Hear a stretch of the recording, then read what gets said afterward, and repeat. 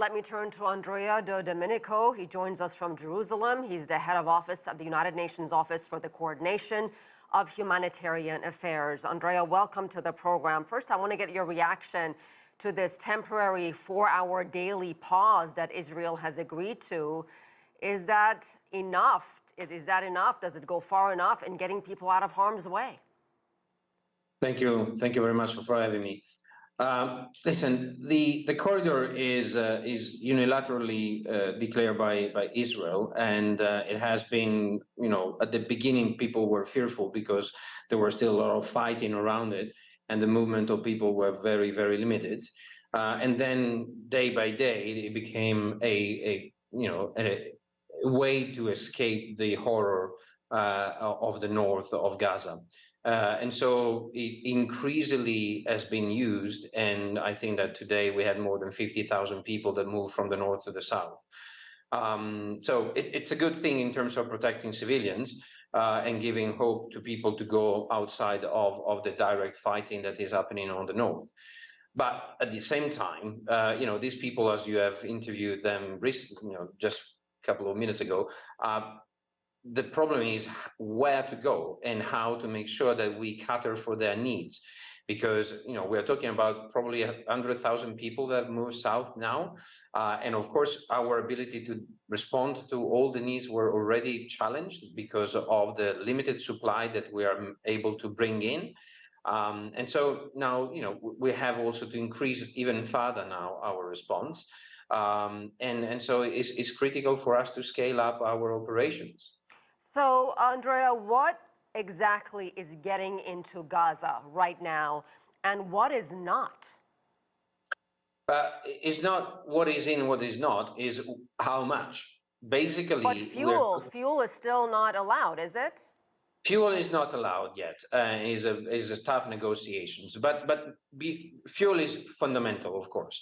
But also the scale of need of people. We're talking about 1.6 now, given the movement that we have recently, 1.6 million people that need they need food, they need water, they need medicine, they need mattresses, they need blankets, they need basic tools of daily life to survive in conditions that are absolutely terrifying.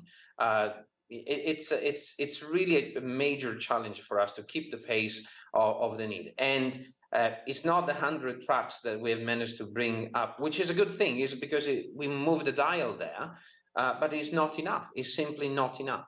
And once you get the aid in, the other challenge is distribution when these areas are coming under constant Israeli attacks.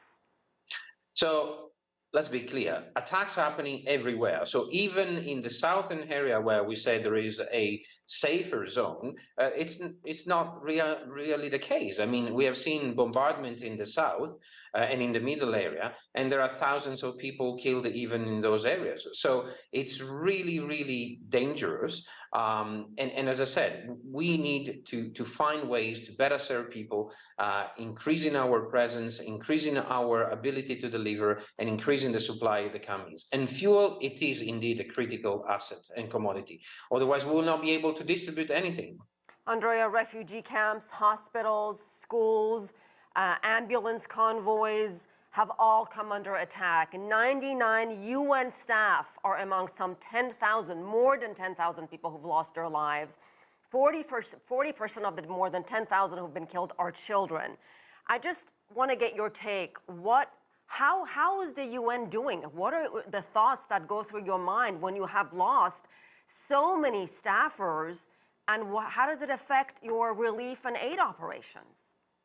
So first of all, let me call out the bravery of those who are still there, committed to deliver. I was, an hour ago with colleagues that are on the ground, and I was, telling them thank you because you are brave people that are committed to humanity. The problem is that this humanitarian crisis is turning into a crisis of humanity. We had in Gaza, we had more fatalities than in 18 months in Ukraine. That's the reality. And the world seems not to pay enough attention to this. So we are battling a very, very complicated in challenging situations. And we keep on advocating with all the parties, let us serve the people, let us save the people. Wow, that is certainly an important message, and I hope they're listening to you. Andrea De Domenico, thank you very much. Thank you.